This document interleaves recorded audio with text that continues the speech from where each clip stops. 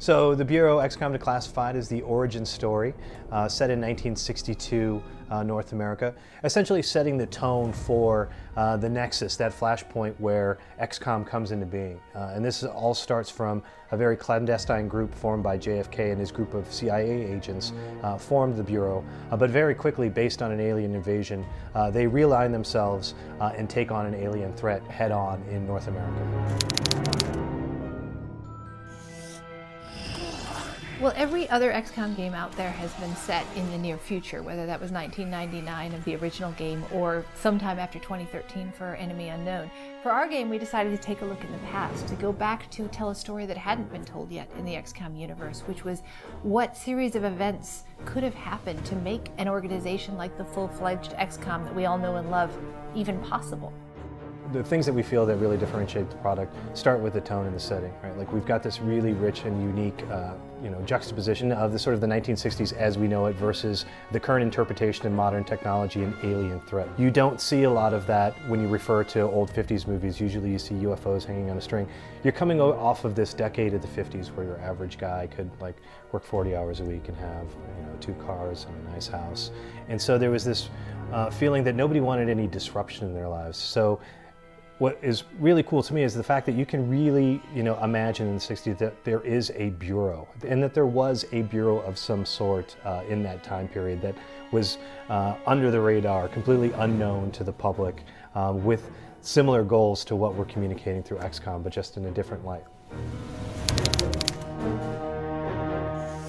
Well, over the course of development, we started in first person, and then we kept iterating towards trying to make sure that the parts of the game that were working better and better, and the parts of the game that weren't working, we were willing to change.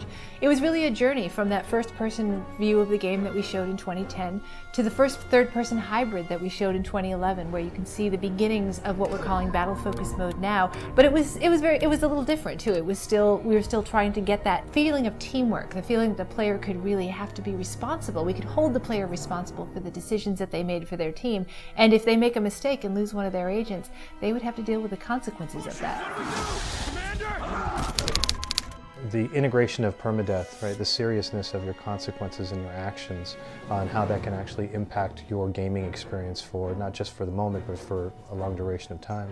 And I think that it's been a powerful tool for us as we're sort of engineering and designing levels, as well as providing a real motivation to the player for utilizing the tactics and tool sets that we make available. You want the player to feel that the game is treating them fairly and not cheating them in the event that they lose a character because of poor design decisions. So when you introduce something like permadeath, it affects everything from the way that you engineer your levels, the way that you introduce characters, and you constantly have to be cognizant of where the player is in terms of their leveling and skill set at that particular time.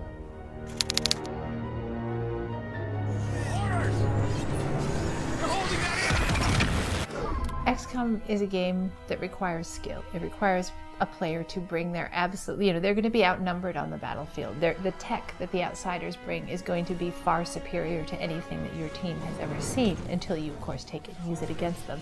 And our game really requires people to bring not just their twitch, but their skill, their ability to plan for a team, their ability to use tactics, the ability to take any advantage possible on the battlefield. And we think that that is a core value of the XCOM franchise in general, just having an extremely difficult game that it requires everything you've got to succeed in, and even when you give it everything you've got, sometimes you still have setbacks.